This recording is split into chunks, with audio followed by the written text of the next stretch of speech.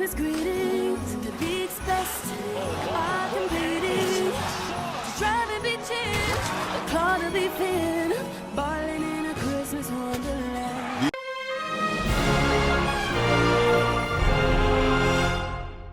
The NBA Christmas special is here, 2020. Today on Massive Upset, we're going to be previewing all 5 terrific games, and we're going to look back at the recent history of these teams on Christmas Day, and I'm going to predict all the games with the final score. If you like sports, you found the right place. Here on Massive Upset, we're going to be talking a lot of basketball, baseball, football, and it's all just beginning, so make sure you subscribe.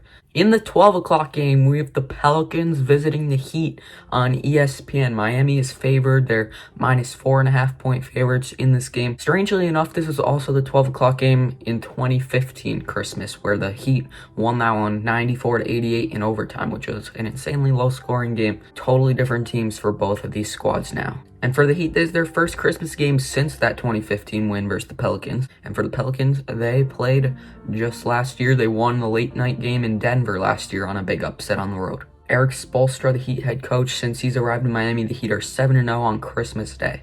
All right, right into the prediction here. If the Pelicans going on the road and winning it 122-118 in overtime. I think this game, like, at first I was like, whoa, what is the NBA doing? Just some random regular season game on Christmas Day. But the Pelicans, everyone's healthy for the Pelicans, which with Zion, I don't know how often we're going to be able to say that. So it's Pelicans, when everyone's healthy like they are right now, are dangerous. They just won in Tampa Bay against the Raptors last night on opening night. And Miami, they're good. I mean, they had the ability to fight and make it to the finals, but if you watch my video, I have them as the 5 seed. Again, it's a close top 5 in the East for sure. But the Heat are good, but they didn't look so well in their opening night against Orlando last night. And the Pelicans, of course, looked great on opening night.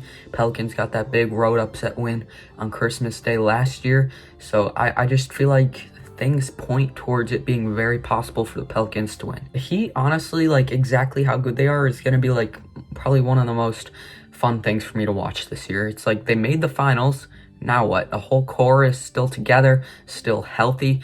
I'm excited to see what Miami could do, but I have the Pelicans edging them out tomorrow. And I'm not saying that the Pelicans are better than the Heat, but I am saying that I think the Pelicans will win this game. But honestly, when both teams are all healthy, the Pelicans may be pretty comparable to the Heat. Second game of the day, Warriors at the Bucks.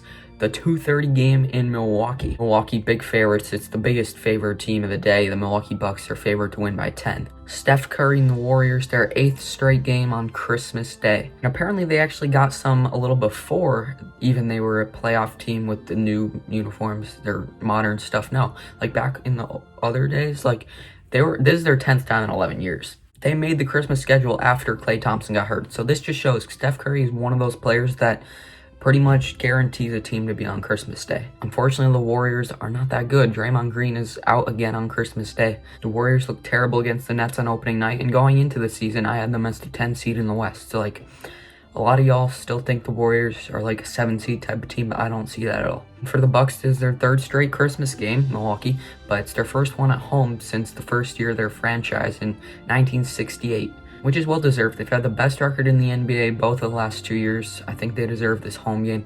But having it against the Warriors, I know Giannis and Curry, and especially if Klay was there, Giannis versus Curry, when there's some rumors that Giannis might go to Golden State, but it doesn't set up for a good Christmas game now with Klay out. But they made this after Klay was already out, but more so, Giannis signed that big extension with Milwaukee, so there's no more like spice of him going to the Warriors. That's all out over. So like this game is kind of it's just a pretty meh team with a Hall of Famer on them, Steph Curry, going at probably maybe the best team in the NBA, the best regular season team in the NBA. So my prediction, I have the Milwaukee Bucks handling things pretty well. Golden State maybe keeping it fairly interesting, but 116-100 Milwaukee I'm going with. In the middle game of the day, the Nets are visiting the Celtics in Boston for what should be a pretty fun Brooklyn versus Boston rivalry for the next few years. The Nets are road favorites by 3 points. Remember, Kemba Walker's out for Boston.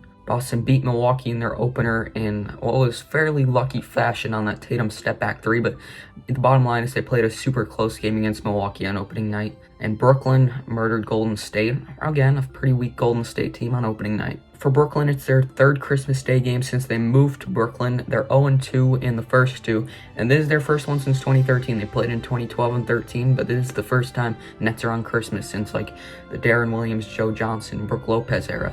And for Boston, this is now their fifth straight game on Christmas Day. They're not like the Lakers. They don't just automatically get on every year, but the Celtics get on a lot just based on, I mean, they're a Boston team, big market, but they're usually that good to be a caliber team for Christmas. They're 3-1 in their last 4 Christmas games after they beat Toronto on the road last year, and they won in overtime against Philly 2 years ago, which was also at home in the middle game of the day, just like it is against the Nets here. But Kyrie actually went off for the Celtics on Christmas 2 years ago. But this year I have Kyrie going off against the Celtics. I have Kyrie putting up 31 points in Boston. It's his regular season return to Boston. Not a big deal, no fans, and he already visited there last Friday. I think KD will have a good game. He averages 30 points per game on Christmas in his career, and he's played 9 Christmas games, so he shows up on Christmas Day all the time, and I think he'll score 26 tomorrow. I mean, I think he'll play a very good game, but he is going to be, again, kind of lower on minutes. He only played like 25 against the Warriors. Again, a big part of that was because it was a blowout. But still, you're not going to be seeing players play as much as they maybe normally would on Christmas when Christmas is towards the middle of the year. This year, it's the second game of the year for every team. So my score prediction, I have my favorite team, the Brooklyn Nets, doing it again, winning 121-105 in Boston on Christmas Day. I think they're significantly better than Boston when Boston doesn't have Kemba Walker. And I love the way Brooklyn beat Boston in Boston last Friday, just a week ago. So yeah, I know that was just preseason, but the Nets handled the Celtics well, like really well last Friday, and everybody played for both squads. All right, the fourth game of the day, the one that'll have Mike Breen, Mark Jackson, Jeff Van Gundy, the big ABC and ESPN game featuring the Dallas Mavericks at the Los Angeles Lakers.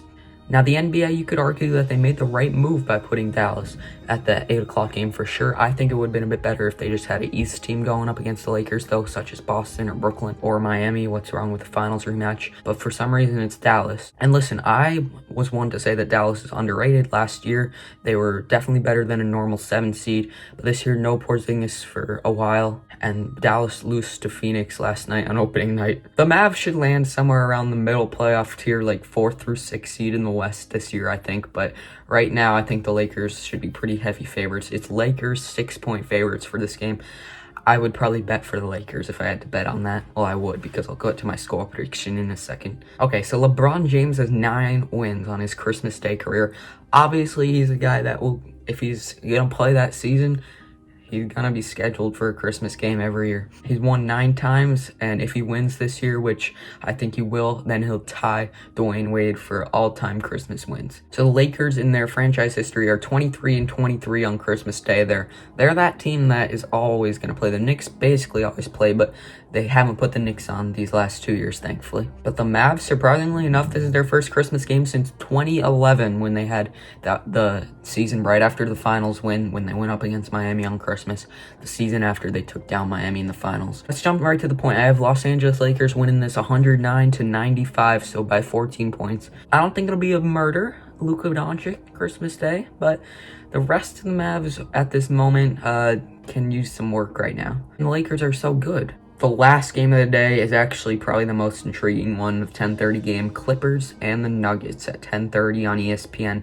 Clippers are favored, 2.5-point favorites. The Clippers, remember, they beat the Lakers last year on Christmas Day, but they were not as good as the Lakers were last year.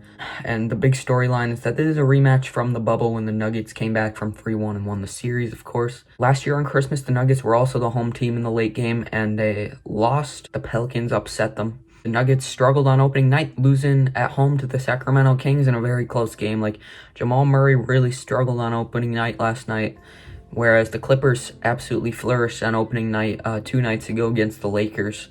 I expect a lot of points Christmas night in Denver, but I have the Clippers winning it somewhat easily, 125-113. This is a game that actually could definitely go either way.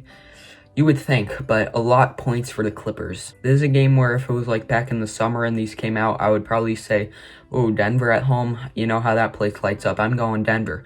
But a lot of points for the Clippers right now. The Clippers seem to actually be taking the regular season a bit more seriously this year. Not that they're not going to ever load manage Kawhi, but like they were just feeling so like this will be fine once the playoffs come last year. And they never really got to fully develop their chemistry. I know they battled a lot of injuries, but they really did not rush at all to bring players back last year during injury because they were just like nothing matters till the playoffs. Which is pretty crazy because they were a 2 seed last year without having very good health last season. So this Clipper team, Paul George seems to be back in his OKC form. He's going to be so good. This Clipper team, again, I'm going to make a video or post on my Instagram at Massive Upset. Might only do that. My West predictions. I already made a video on my East predictions, but right away, like I don't want to be waiting and you all saying that, well, you've already seen more than I did when I made my predictions. But the Nuggets and Clippers, I will tell you that they're my top 2 in the West for the regular season, at least the ones that I had. I might change that, but probably not. But I don't think there's too much doubt that the Lakers are probably the favorites again in the Western Conference. Although the Clippers, man, this Clippers team this year, very good team. Denver's basically the same exact team as they were last year, which is a good team, very good team. Not exactly a finals team, though, but have a chance to squeak in on an upset to get to the finals. But remember, Denver was down 3-1 in the first round last year. Yo, thanks so much for watching. I appreciate y'all so much. If you watched the video, leave a like, guys. Subscribe. Follow the Instagram. We'll see you next time.